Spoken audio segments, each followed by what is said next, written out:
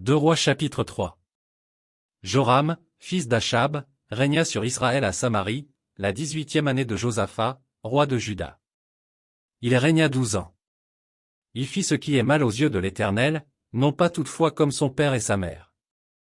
Il renversa les statues de Baal que son père avait faites. Mais il se livra au péché de Jéroboam, fils de Nébat, qui avait fait pécher Israël, et il ne s'en détourna point. Mécha, roi de Moab, possédait des troupeaux, et il payait au roi d'Israël un tribut de 100 000 agneaux et de 100 000 béliers avec leur laine. À la mort d'Achab, le roi de Moab se révolta contre le roi d'Israël. Le roi Joram sortit alors de Samarie, et passa en revue tout Israël. Il se mit en marche, et il fit dire à Josaphat, roi de Juda, le roi de Moab s'est révolté contre moi, veux-tu venir avec moi attaquer Moab?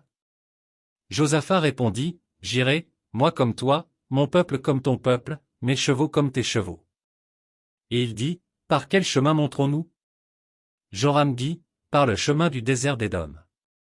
Le roi d'Israël, le roi de Juda et le roi d'Édom, partirent, et après une marche de 7 jours, ils manquèrent d'eau pour l'armée et pour les bêtes qui la suivaient. Alors le roi d'Israël dit, hélas! L'Éternel a appelé ces 3 rois pour les livrer entre les mains de Moab. Mais Josaphat dit, n'y a-t-il ici aucun prophète de l'Éternel, par qui nous puissions consulter l'Éternel? L'un des serviteurs du roi d'Israël répondit, il y a ici Élisée, fils de Shaphat, qui versait l'eau sur les mains d'Élie. Et Josaphat dit, la parole de l'Éternel est avec lui. Le roi d'Israël, Josaphat et le roi d'Édom, descendirent auprès de lui. Élisée dit au roi d'Israël, qu'y a-t-il entre moi et toi? Va vers les prophètes de ton père et vers les prophètes de ta mère. Et le roi d'Israël lui dit, non. Car l'Éternel a appelé ces 3 rois pour les livrer entre les mains de Moab. Élisée dit, l'Éternel des armées, dont je suis le serviteur, est vivant. Si je n'avais égard à Josaphat, roi de Juda, je ne ferais aucune attention à toi et je ne te regarderai pas. Maintenant, amenez-moi un joueur de harpe. Et comme le joueur de harpe jouait, la main de l'Éternel fut sur Élisée. Et il dit, ainsi parle l'Éternel, faites dans cette vallée des fosses.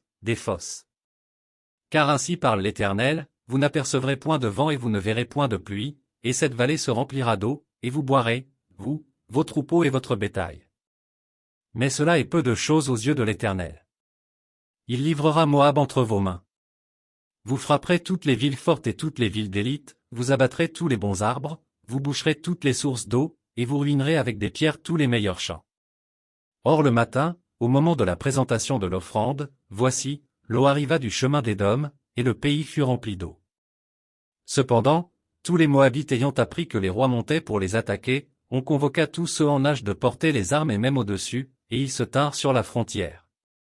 Ils se levèrent de bon matin, et quand le soleil brilla sur les eaux, les Moabites virent en face d'eux les eaux rouges comme du sang. Ils dirent, c'est du sang. Les rois ont tiré l'épée entre eux, ils se sont frappés les uns les autres, maintenant, Moabites, au pillage. Et ils marchèrent contre le camp d'Israël. Mais Israël se leva, et frappa Moab, qui prit la fuite devant eux. Ils pénétrèrent dans le pays, et frappèrent Moab.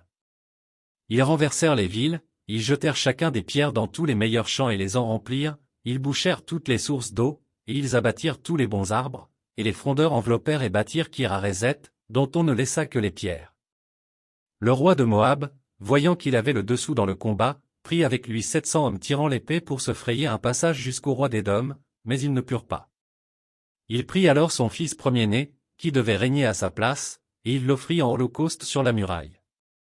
Et une grande indignation s'empara d'Israël, qui s'éloigna du roi de Moab et retourna dans son pays.